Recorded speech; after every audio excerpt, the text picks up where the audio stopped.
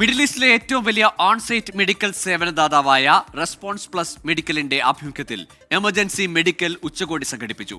റിയാദിൽ നടന്ന സമ്മേളനത്തിൽ റെസ്പോൺസ് പ്ലസ് മെഡിക്കൽ സ്ഥാപകനും പ്രമുഖ വ്യവസായിയുമായ ഡോക്ടർ ഷംഷീർ വയലിൽ ഉൾപ്പെടെ എമർജൻസി മെഡിക്കൽ സേവന മേഖലയിലെ നിരവധി വിദഗ്ധർ പങ്കെടുത്തു. സൗദിയിലെ ആദ്യ എമർജൻസി മെഡിക്കൽ ഉച്ചകോടിയാണ് ഇന്ന് റിയാദിൽ വെച്ച് നടന്നത്.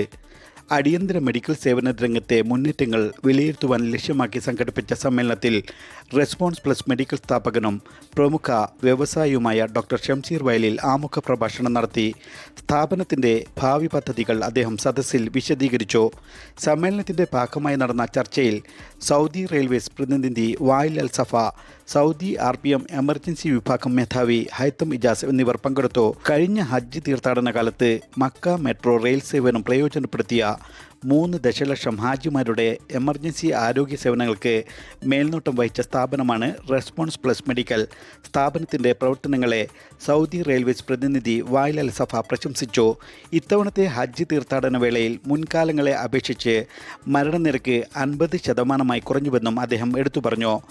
RPM holding communication director Venkit Iyer ചർച്ചകൾ നയിച്ചു. സൗദി നിക്ഷേപകാര്യ ഉപമന്ത്രി Ammar al Althaf, Saudi red crescent acting president Muhammad al Tuwaijri എന്നിവർക്ക് ചടങ്ങിൽ ഉപഹാരം സമർപ്പിച്ചു.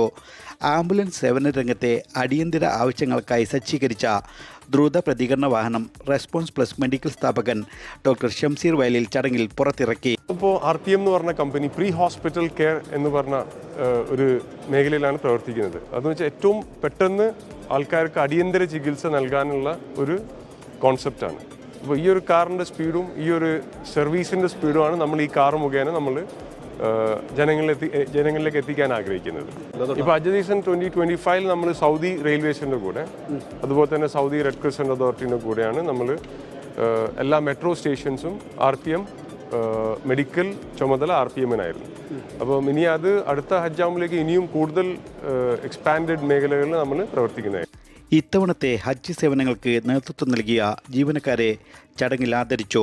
സൗദിയുടെ വിവിധ പ്രവിശ്യകളിൽ നിന്നും എത്തിയ പാരാമെഡിക്കൽ ജീവനക്കാരുടെയും അന്താരാഷ്ട്ര എമർജൻസി മെഡിക്കൽ സർവീസ് വിദഗ്ധരുടെയും സാന്നിധ്യം സമ്മേളനത്തിൻ്റെ വിജയത്തിന് പ്രധാന ഘടകമായി മാറിയെന്ന് RPM Saudi CEO Banish Abdullah അഭിപ്രായപ്പെട്ടു. Burjeel Arabia CEO Abdul Muhsin, Burjeel holding CEO Safeer Ahmed എന്നിവരും സമ്മേളനത്തിൽ പങ്കെടുത്തു.